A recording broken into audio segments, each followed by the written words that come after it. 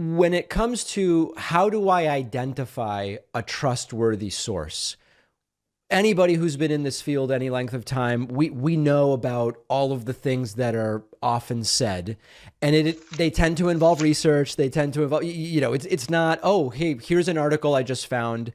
I'm in 30 seconds going to be able to do all of the things that on paper we often say, here's how you identify whether a source is trustworthy. What's the lowest hanging fruit that any news consumer can employ to try to suss out whether an article or a video clip or whatever the case may be is coming from a source that can be trusted? I think the first thing to do is an author mentioned? Because if an author isn't mentioned, who knows how that got put together? It could be PR.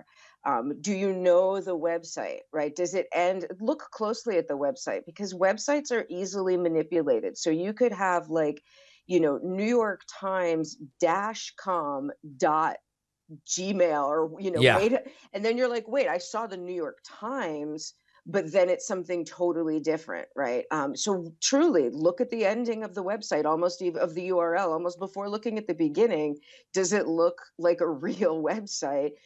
Can you get back to that article without I mean, look at everything is going to have pop-up ads, but if it's the ones that are just like overtaking your screen, can you learn more about the author? You don't have to like what they say, but can you actually learn more about this person? And if not, I would be suspicious about whether or not that person is either actually a person, or if potentially a bot or so on and so forth, or if it's somebody who's kind of hiding behind some other sort of idea or some other sort of message. So those would be the absolute first things. I would also say be really cautious about, maybe the next level would be really cautious about what you click on social media. Social media platforms are not news platforms.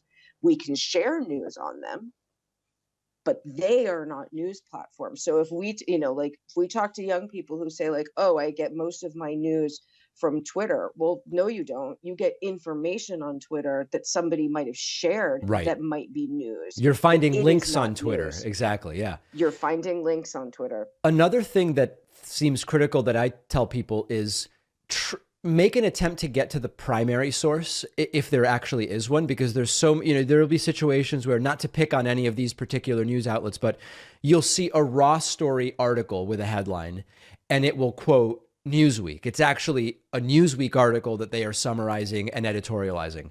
You go to the Newsweek article and Newsweek actually says as reported by the Washington Post. And so Right. drilling down to where did this actually come from seems like a fundamental first step in evaluating it, because really all raw story might be doing is rewriting an article. You can't really ascertain the truth of the matter. You can ascertain whether it's honestly rewritten, but not the underlying reporting. And so finding the primary source seems really important. A lot of people may not realize the difference between a rewritten blog style article and the reporting. Yep, absolutely. And that's true. I mean, I think one thing you're absolutely right, is who is being sourced and are sources being named? Are those the primary sources? If something says something to the effect of like research shows, well, where's that research? Yeah.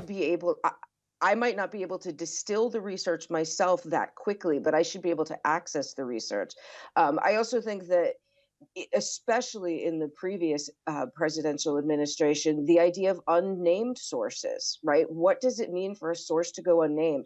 For some, for some stories, that is really legitimate. There are dangerous issues why somebody's name out there could be a problem, but for others, it's a kind of a circuitous route around citing your sources. So part of our work in the media, me, and part of our work in critical media literacy is evidence-based research. We want to provide evidence ourselves, and we want people to be looking for evidence themselves. There was even confusion during the Trump era of, when we talk about an anonymous source, are they known to the reporter? And there were countless instances where people misunderstood that even the reporter didn't know who the person was. When the reporter did, it's just they weren't naming them, and that's a critical difference.